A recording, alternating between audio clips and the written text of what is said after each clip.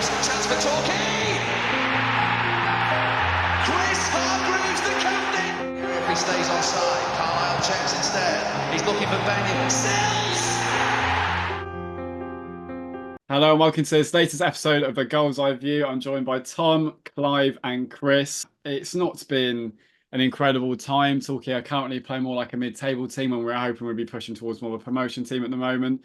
But still, we're still in a good position, and there's still a building block to sort of build on. Rome wasn't built in a day, let's be honest here. But let's not get around the fact that actually this is quite poor at the moment and we're all deeply frustrated. But we're going to start with Tonbridge at home. Where should we start? I'm going to go Clive. You made your commentary debut on that game. How was that? Go for it.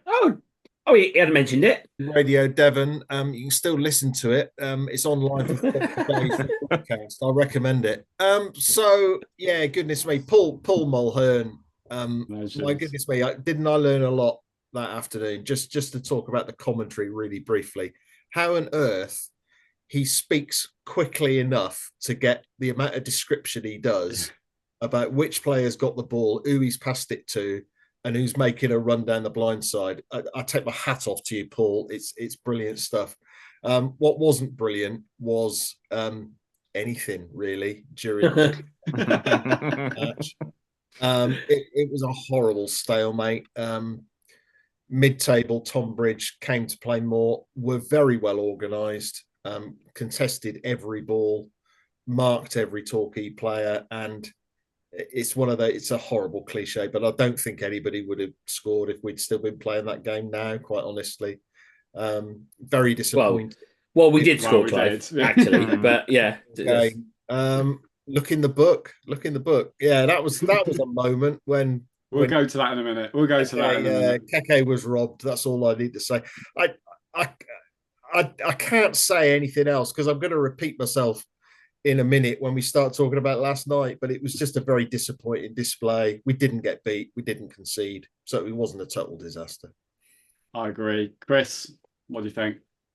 Yeah, it's what's interesting, I think, from these two games that was shown, particularly from Saturday and Tuesday. I mean, Saturday, I think, was a bit different to last night. I mean, Tonbridge came in a very low block and said, well, come on then, didn't they? Try and break us down.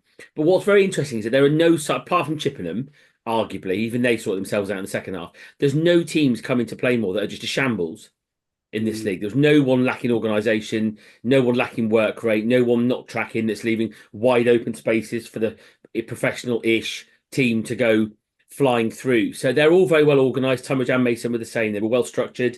I was impressed with the way that Tonbridge kind of stayed in shape, stayed in their in their structure.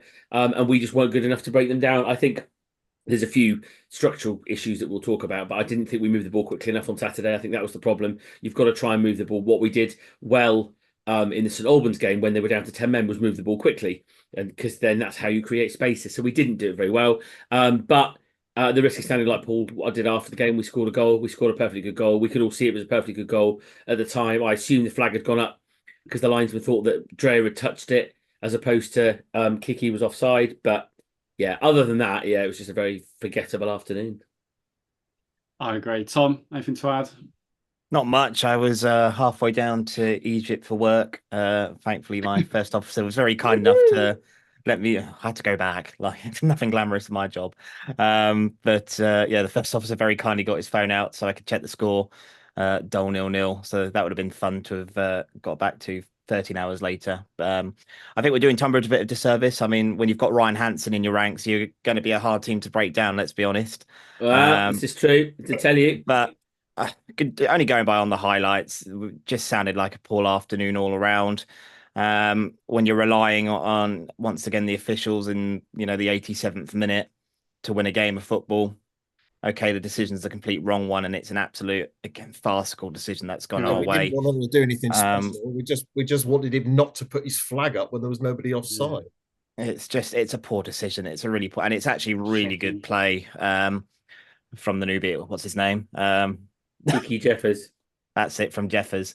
It's a really good run, very smart play, but great delivery as well. Great delivery into the box. Linesman's not kept up with play. Shock.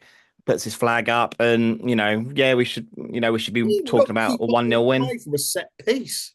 I know it's farcical. It really is farcical. But again, I say it week in, week out. You've got to put yourself in a position where the dodgy officiating isn't going to matter. You've got to win the game before that. You've got to make sure we're at home in front of 3,000 plus again. You've got to set your stall out, go for it from the off. And with all due respect to Tonbridge, they're a good team at this level, but they're not. Let's be frank, they're not going to be, looking at playoffs. I don't think this season. It's frustrating. It's a very frustrating afternoon, and I just don't like how we seem to be setting our stall up like we're away from home. Like away from home on boggy pitches, I kind of understand a little bit, but at home in front of Plainmoor, and Paul Watton's got to realise at some point is the fans aren't going to tolerate poor performances forever. I can understand winning ugly. I don't mind winning ugly, but you've got to win these games. And it's funny to say considering we're still unbeaten at Plainmoor, but I think the fact that this division is so wide open. It's there to be taken, isn't it? We say it again every week. The division is there to be taken, and no one wants to take it at the moment, apart from maybe Western, who arguably were the bigger winners last night. Yeah, I just think that I do agree.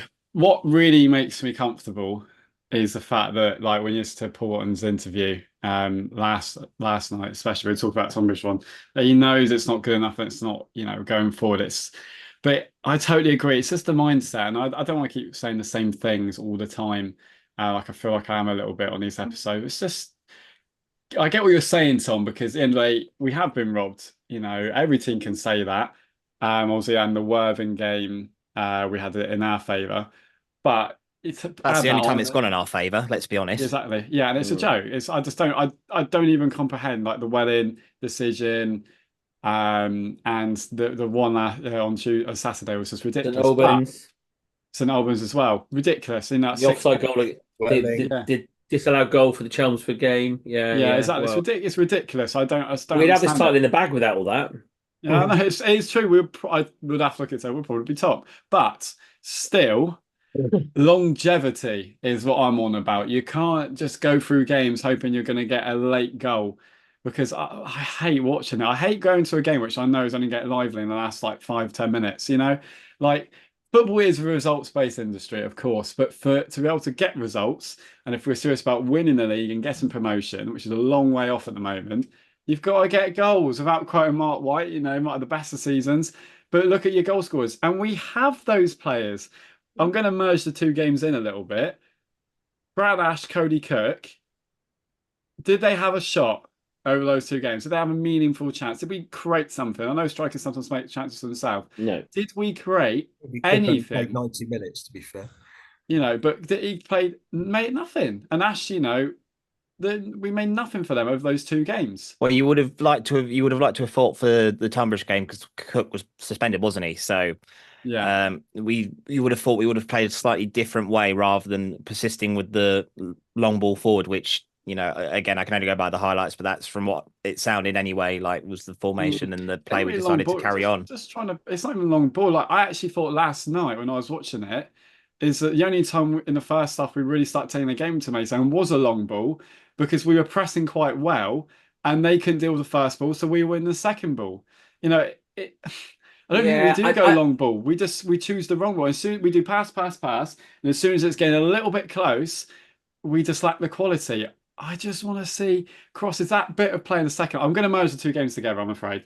But that bit of play in the second half last night, I think Young played through Jenkins Davis. Jenkins Davis put a lovely left foot across. Hayfield's arrived with pace.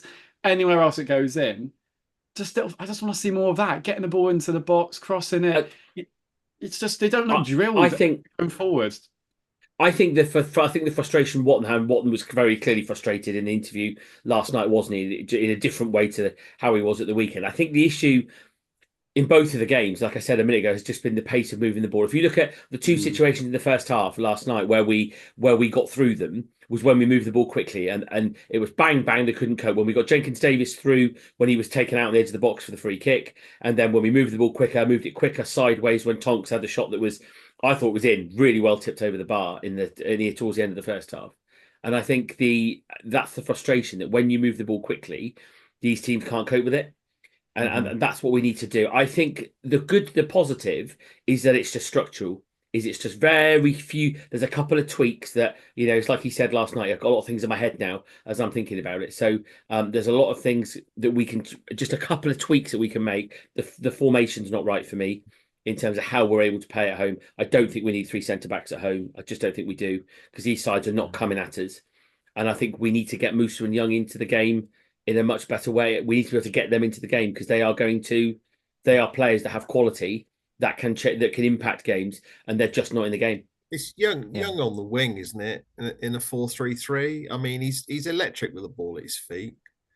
Get it wide to him, and he can predominantly, I think, play on the right, cut in, and create havoc. Either cross it early or cut in and shoot.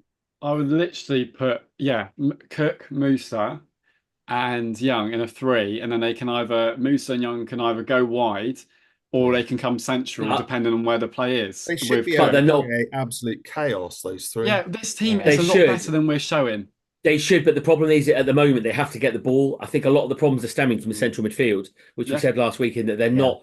And that's not commenting on the individuals, because I know he's not. I like Hayfield as a player. He's firm in the tackle. I don't think he moves the ball quickly enough at times. His pace is lack. He doesn't fire passes into players enough for me. It's all a bit drifty and a bit, we'll take a bit more time, we'll go back again. He needs to speed it up a bit. But I think Hayfield and Jenkins-Davis in there will work, but the structure has to be a little bit different, because they just get bypassed too much because of the way that it's played. We have to find a way to involve midfield in the play, and I think 4 at the back, and then you can, whether you go 4-2-3-1 or 4-3-3 or however you want to do it, we have to find a way to play through teams, because we're not going through teams and getting shots on goal. We're just not. I agree. If you give me the team now and one position I would sign, it'd be a holding midfielder, an enabler. Lapsley, of course, of the pass, and me and Chris had Matt Hockley on, obviously in hospitality with us, enabling players.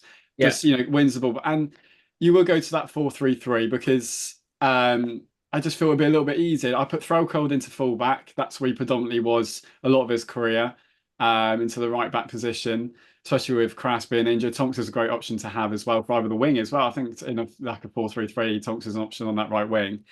And I just feel like it'd just be a bit easier for us. I feel like teams have worked out this sort of 3 back, and at times it just means when we get Tonks will get it on the right hand side, and then unless Jenkins-Davis, whoever has made that run down, he's got no forward option down the line, like a triangle. So he has to go back to a centre back, who then has to play it there. And then teams work it out, they press and they move across. And unless you're not going to play Barcelona style football, I'm afraid. So I think as well, it's easier for us. I think there has to be something in how we play. I haven't worked out fully what it is. There has to be something in the way we're setting up at home that makes us easy to play against. Because there's I noticed it was Clive who put in a tweet before the game, get into them. The first 10 minutes of most home games at Chippenham game apart have been so passive. We let the opposition have the ball. We let them dictate the pace. I know I think Tony, you might have said last night, it's like we're the away team. It's like we set up to kind of not concede, absorb the pressure, try to get out and feel our way into the games. We're at home against these sides. We need to be getting into them. We need to be getting up the pitch, for putting our stamp on the game early, getting some chances, getting in their box, and it's all just so passive and so kind of, you have the ball, and last night they were knocking it around and we were chasing it, and it was all very kind of mundane in the first 20 minutes, in a way that these home games, we've really got to liven up a bit in these first 20 minutes, I think, because they're just and then it almost sets the tone for that kind of slightly apathetic, and Watton mentioned last night, didn't he, after the game, that everything just felt a bit flat. The players on the bench that went off were stropping. The players that came on didn't really do much, and there was only kind of him and Mikey were the only ones on the side kind of geeing him up. The guy you've signed as a captain, Threlkeld, is in my opinion not worth his place in the team.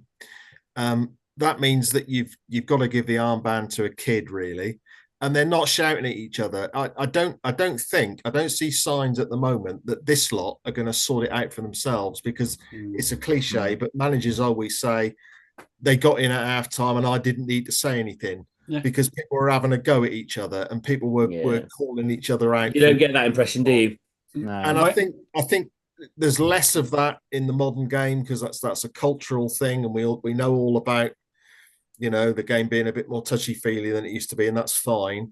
but I'm not seeing leaders out there. I'm seeing decent footballers who give 100%, but they're not digging each other out, and you don't hear them shouting. You do not hear that. I sit in the front row of Bristow's, and you can absolutely hear it. Paul Watton brought the house down. Just he shouldn't need to either, and that's not criticism on him. He shouldn't need to, as you say, Clive. I mean, was it Wenger said, "Well, I've done all my job beforehand." Fault. I don't think you can instill leadership into people. I think you've either got it, yeah, agree, to do it or not.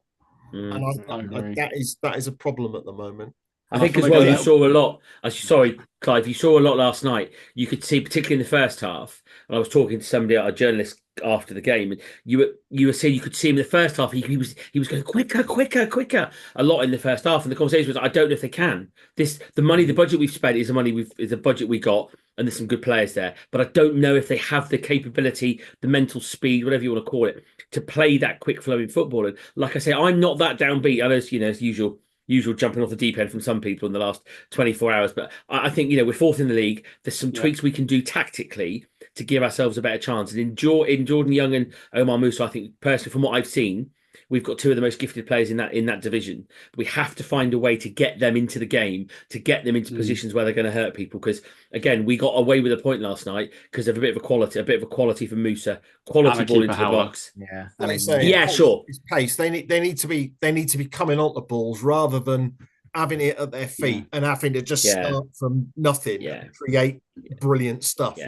They're players that want it on the half turn, don't they? To be part of the system, exactly. Yeah. You're totally right, Clive. I feel at times we just aren't. We're well structured defensively a lot of the time, but attacking wise, we get there and Carson put a lovely ball to the front post, but no one's made that run.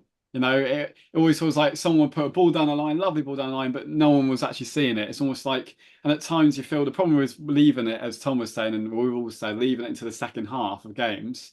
By the second half, everyone's getting a bit stressed. Hayfield again, I re-rate him at times, but they're all afraid to make a mistake. I remember Hayfield almost played too much on a pass and it spiraled out. At that point, I was a bit frustrated. Everyone's getting frustrated, and it's a professional football. Come on, you've got to do better. And I can see it. They're all waiting to get the ball in, and then one will get it. Do you know who literally was the best? I could lose my whole reputation and put it on the line. But on Saturday, our best attacking threat until the young Jeffers came on was Ed Palmer when he came on.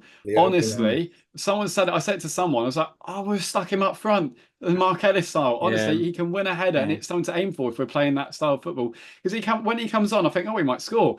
And that's relying on him for shooting from 30 yards. Telling anybody who would listen, we were telling you that last Thursday. Yeah, exactly. I think as well, something's, and again, can't tell you what it is, but something's changed. Because if you look at earlier in the season, we had the two wide players, Tonks and/or Krask, Carson on the left. And Carson and Falston, those early games, were just terrorising opposition. They were getting through, getting crosses in the box. Teams have worked us out. Yeah, well, it's partly that, but you've got to work around that. But also, again, if you look at the role of Hayfield, you look at the two goals that Hayfield scored this season. Driving run, powering through, shot low into the corner at Chesham, in the box, alive to a pullback goal against Chippenham. And he's just not in those positions now. No. Structurally, it's different because we're playing kind of those two wider players as opposed to kind of the one in behind and the one further forward. But something's changed as to how we're attacking, which is limiting what we're able to do. But like I said, this cannot be people moaning like hell about it because, actually, like I said, we're fourth in the league. There's just some little tweaks that we can do. Because the next league game at Portman Woods, they're good problems to have while we're still fourth in the division, and I think that's it. It's just at the moment, it's just a case of we know there's talent in our squad, and it's just making sure the pieces come together and fully utilising that potential in the squad. Swanee, I think you brought it up in your commentary yesterday, like the Hassani and Musa sort of question, because they seem to be impact sub players and they do better when they come in off the bench. But recently, Hassani's been a bit disappointing in the middle.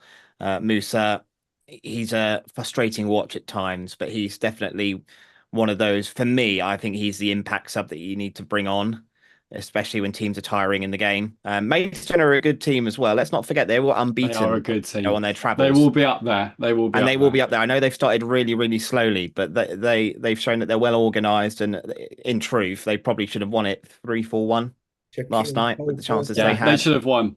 They should have won last night. So Can we just praise, actually, sorry, before we forget, because it was a bit of criticism, James Hammond in goal, honestly, big saves last night. Big saves last night. You know, kind of a bit of criticism, whatever, but the cutback, you know, he made 2 or 3 really big saves last night. On his day, he's a good keeper at this division. And it's just frustrating, actually. You know what? I've never come away from a game where I'll come to you, Clive, where we've conceded we've scored in the 89th minute. I just still felt flat. I just kind of just a bit like, I just feel it's missed opportunities. I want to see we don't work keepers at the moment. And I always maybe think that we can get more out of a team. And that's not me at all criticising Paul Watson, because in a way, you know, he's got to put 20 strangers, whatever it is, into a team. He's worked out a way he wants to play, and then he's got to work out a way that the team can play. And then he's got to work out a way to improve that going forward. I think he's got the players. I do really think you've got to be a link somewhere where you play a Cook, you play Young and Musa off each other, you know, in that sort of 3. And then you can have Hassani behind. That's a really good team, honestly. To be fair, though, I don't think we've got square pegs in round holes, really. I mean, I think that, you know, the Carsons and the Tonkses, they were signed as wing backs. The midfielders aren't being asked to do anything that they wouldn't normally do. You know, Cook's absolutely the right player for us. So it is. I think the formation needs to change as well. But there is more to come from that formation. They need to get more out of themselves, I think. Just really quickly on James Hammond, because I went out on a limb a little bit last week, and I asked Paul Watson in the press conference if he was happy. I certainly had my reservations about him, but he's been solid in 3 games in a row now for us. Really, Salisbury and the 2 Kent clubs over the weekend. We've only conceded 1 goal from free kick in 3 games, haven't we? And I mean, maybe it's all down to me as well, because I put Watson on the spot last week, didn't I? And he said very clearly that he had faith in James Hammond, and the last all he needed. He's responded well. And it was one of those. I wanted to rather have the recording of this done the day after we did it, because that he kind of answered all the criticisms that I had about Hammond. So no, that's good to hear. And he's a decent keeper. We all respect. He just had a bit of bad form. But I think, well done, Clive, for bringing it up, because I don't think many journalists would have brought up the goalkeeping situation.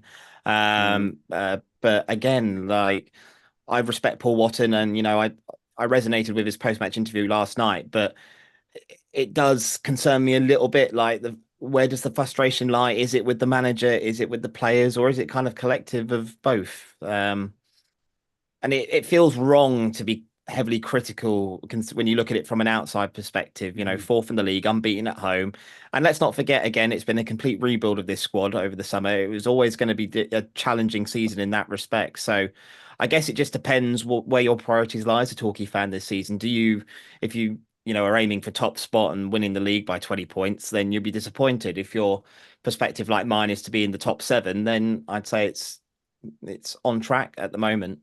I mean, it's a good point, Sam. Go on, Chris. Yeah. No, I agree with that. And I think my only frustration, the games are frustrating to watch, aren't they, these last 2 games, of course. My only frustration at the moment is that we haven't been a bit better. Because if you look at the league as a whole, had we picked up a couple, I think, was it Matty said last night, if we had 7 wins and 2 draws at home, we'd have more points. So we're unbeaten at home. It's a good tag to have, and you want to be unbeaten. Your home form's got to be the bedrock of what you're doing. But 5 draws out of 9 is not good enough, really. So I think if we just been a little bit better, we would be. And so that's a positive, because it clearly means that, like I say, with the tweaks that we can make to be better, we can definitely mount a title charge from what I've seen. Because I can honestly say, I've seen a good amount of bad games now. I haven't seen a team that we should be scared of. The best team that I've seen us play, we beat in Worthing. But the rest of them, there's nothing we should be scared of. I do agree. I said last on commentary, everyone says what inconsistent league it is. I think talking about a consistent team in this league, it's just the fact we're consistently 6 or 7 out of 10. And we haven't hit a height of a 10 out of 10, maybe an 8 or 9. And we've lost 3 out of 17. So we just need to raise that bar a bit and just take it to the next level. I do feel we're frustrated watching it. I always agree that football should be more entertaining. I just want to see my team work the opposition keeper and get play more behind it. If we just have a few shots, it just gets the crowd behind and We're too see scared players to believe shoot, aren't we? themselves. We're scared to We're too shoot scared and to make a shoot. mistake going forwards. Just need to just work. Honestly, just attacking transitions. Honestly, is all we need. I do think we've got the players. I agree. I genuinely think we've got the players who over time can end up becoming title challengers in this team. And it's not just the fans to decide. We all have different opinions. And the board, we've got an amazing board. I don't need to go into it. We all know. But it's what do we actually want as a football club out of the season? Is it definitely just a rebuilding season, or is it actually there is an opportunity? Because there's no Yeovil in this league this season. Maidstone will catch them and do well. I still think Dorking will go on a run and go and be right up there. But I know they lost last night. But Bournemouth, we all thought they were going to take off, and at the moment they're not really. So there's no Yeovil at the moment, but Weston-super-Mare and Truro, fantastically run clubs with goal scorers playing entertaining football. They are the ones at the moment, and they're a problem. Truro are a good threat. Truro are really a football club with a lot going forward now, with sort of Cornwall behind them and the owner behind them. We need to keep moving quickly and catch up and rebuild and be honest with ourselves. What do we actually want from the season? I still think, playoffs is a good aim, but we need a bit of work if we're going to comfortably do that. I think if you top three, get a home Or get playoff. top three. Yeah, no, I agree. Yeah. Home playoff, get a home playoff. not against Worthing. Exactly. You're just loading the dice in your favour, aren't you? Yeah. There shouldn't be anything to fear. There really There's still plenty of football to play for this season. We've only played I'd 18 also- games. And we're not losing I'd also these add games as well, either. Swanee, that don't say that anywhere near Mark Bose Cameron and Michael Westcott because I know what they want from this season.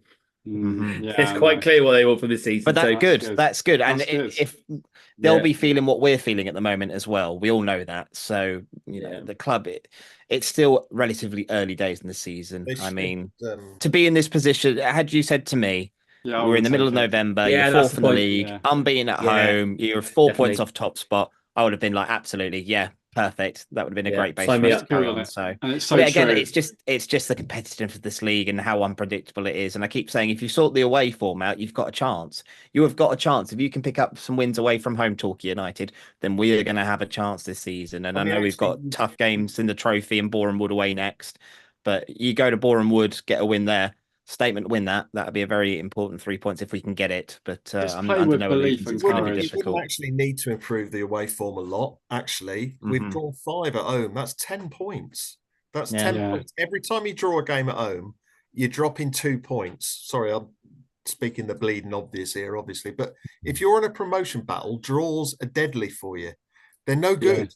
You get more points by winning 2 games. Do you know what I mean? We just need to score some goals, don't we? And we've got so many decent players. We should be doing it. Really good team. I think we should just be doing a bit better now. I just want to see freedom. I want to see a Torquay team that's well set up at the back, but then just give the freedom to those three. And in the first half against Chelsea, we did that, and those three, Cook, Musa, and Young, were superb. One other thing from last night, Clive, you might notice this being over Mr. Benside, which I think is worthy of comment, was George Elokobi looks like the sort of guy you'd want to play for, doesn't he? He's full of desire, full of passion, full of coaching. But when he subbed, brilliant. He seems a great guy. But when he brought a young sub on who then got booked for kicking the ball away, should then have been sent off about 5 minutes later for smashing Fulton off the ball. So his response was to sub him. And the reaction was... very intelligent, but it was really funny because the lad's reaction kind of came. He looked like a young lad. I didn't know him, but whether my program might tell me who it is. But Harry it was really funny that he's called. Was that him? And he played for us at Buckland. He came on second half. That's why I knew him. He was dreadful as well. So he's I mean, he's not a kid. He's had a long career in rubbish football in the southeast of England. Somehow, Inverness Caledonian Thistle thought he'll do for us, and he went up there for a season, but he got quite a bad injury halfway through, I think, and that left him without a club. He rocked up at Homer's Heath in the rain in July. God, I remember. Whether I mean, I don't think anybody saw the alleged elbow, but I did. I did. It's right in front of me. Well, I mean, I put in the report when Falston got up and was sort of, back to his senses, he was screaming at their manager. He was saying, did you see what he did? You need to sort him out, etc. And then he subbed him But off, did anyone else around he him? subbed him, Did yeah. anyone else Yeah. in yellow around? This has been another criticism of mine. Is I don't think we're challenging the officials on. Well, you get booked if you do. You do. Well, you get but booked get regardless. booked. If you wear a Got yellow booked. shirt, you get booked. But I think sometimes we're a little bit soft, and I think we need to use a bit more mental Well-behaved. smarts. Yeah, I think you're right. The highlight at the end of that story, which maybe says that, is that so he came off and he kind of gave me why you see me off for to Alakobi, and he told him in no uncertain terms. And I heard him say, "Sit down." And he obviously sat on the bench, and I could see him kind of stropping about, and he was obviously, still mouthing off. And he turned around to do about 30 seconds and said, I said, shut up. And he's just sat there, and I thought it was a really good way of managing. And yeah, it was. He was obviously giving a bit of jip to the manager, and he didn't stand for it. But yeah, it was also, admittedly, it was quite a cold night, but he was wearing a short sleeve shirt and gloves. Ugh. That's a disgrace. Are you cold or not? That's a 10-point deduction right there. Last thing, we're into minutiae here, but he was replaced by Shaquille Colthurst. Yes, what player he was. Colthurst, he started at Spurs and came to us and was brilliant, wasn't he? When we got relegated. Brilliant. Unfortunately, now plying his trade at Tonbridge and third choice sub behind Harry Lodovica. So I don't know. Maidstone, not Tonbridge. Who? Oh, he's done it again. He's done it again. I don't care. They're all 10 pot. Go on, clip that up. But on the topic of that as well, Swanee, I feel I should comment on this because my dad, those of you who know my dad, he does produce his programs for Team in the Midlands, and he was really offended by the 2-match program. Having a dual program really upset him. Because we had one program for Saturday and Tuesday. That really upset him. I do one for every game. Should have heard him in the car last night. So yeah, sorry about that, Dad. But there is your 2-match program there for you, everyone. You're a very well-run club, Chris. I did try to tell him that it makes financial sense, but he wasn't having any of it. I can tell you. Fair enough. He would want to run a football club. Program drama, eh? Yeah. Right, cheers everyone. We're going to go to part 2. We have an interesting Kelly's Corner this week, and we'll see you then. Here's Hargreaves, chance for Torquay. Chris Hargreaves, the captain. If he stays onside, Carlisle checks instead. He's looking for Benyon. Sells.